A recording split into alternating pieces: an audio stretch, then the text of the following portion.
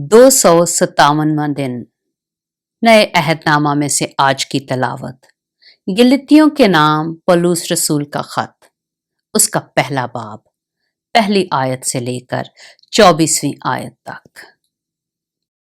पौलुस की तरफ से जो ना इंसानों की जानब से, ना इंसान के सबब से, बल्कि यीशु मसीह और खुदा बाप के सबब से जिसने उसको मुर्दों में से जिलाया रसूल है, और सब भाइयों की तरफ से जो मेरे साथ हैं गलितिया की कलीसियाओं को, खुदा बाप और हमारे खुदावंद यीशु मसीह की तरफ से तुम्हें फजल और इत्मीनान हासिल होता रहे।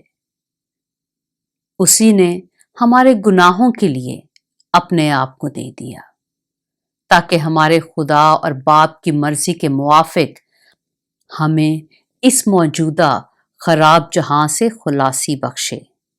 उसकी तमजीद अब्दुल-आबाद होती रहे, आमीन। मैं ताज्जुब करता हूं कि जिसने तुम्हें मसीह के फजल से बुलाया, उससे तुम इस कदर जल्द फिरकर किसी और तरह की खुशखबरी की तरफ मायल होने लगे, मगर वो दूसरी नहीं। अलबत्ता बाज ऐसे हैं जो तुम्हें घबरा देते और मसीह की खुशखबरी को बिगाड़ना चाहते हैं। लेकिन अगर हम या आसमान का कोई फरिश्ता भी उस खुशखबरी के सिवा जो हमने तुम्हें सुनाई कोई और खुशखबरी तुम्हें सुनाए तो मलाउन हो।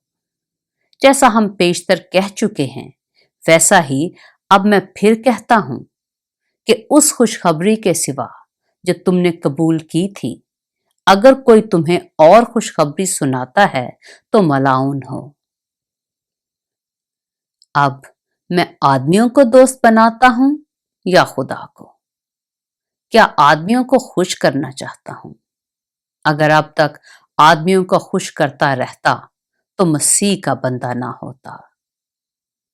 ऐ भाइयों, मैं तुम्हें जताए देता हूं कि जो खुशखबरी मैंने सुनाई वो इंसान की सी नहीं, क्योंकि वो मुझे इंसान की तरफ से नहीं पहुंची और ना मुझे सिखाई गई, बल्कि यीशु मसीह की तरफ से मुझे उसका मुकाशफा हुआ। चुनाचे यहूदी तरीक में जो पहले मेरा चाल चलन था, तुम सुन चुके हो कि मैं खुदा की कलीसिया को अज हद सताता और तबाह करता था, और मैं यहूदी तरीक में अपनी कौम के अक्सर हम उम्रों से बढ़ता जाता था और अपने बुजुर्गों की रवायतों में निहायत सरगर्म था।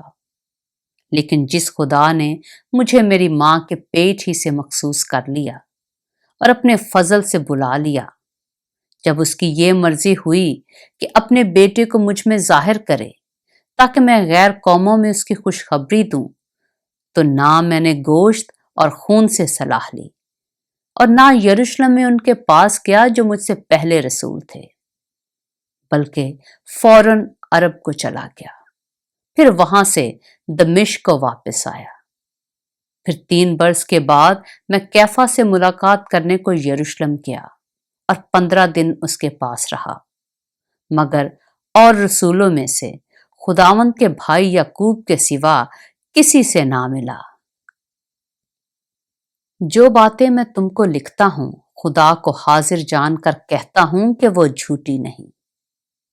इसके बाद मैं सूरिया और किलकिया के इलाकों में आया, और यहूदिया की कलीसियाएं जो मसीह में थीं, मेरी सूरत से तो वाकिफ ना थीं, मगर सिर्फ ये सुना करती थीं कि जो पहले हमको सताता था वो अब उसी दीन की खुशखबरी देता है जिसे पहले तबाह करता था, और वो मेरे बायस खुदा की तमजीद करती थीं।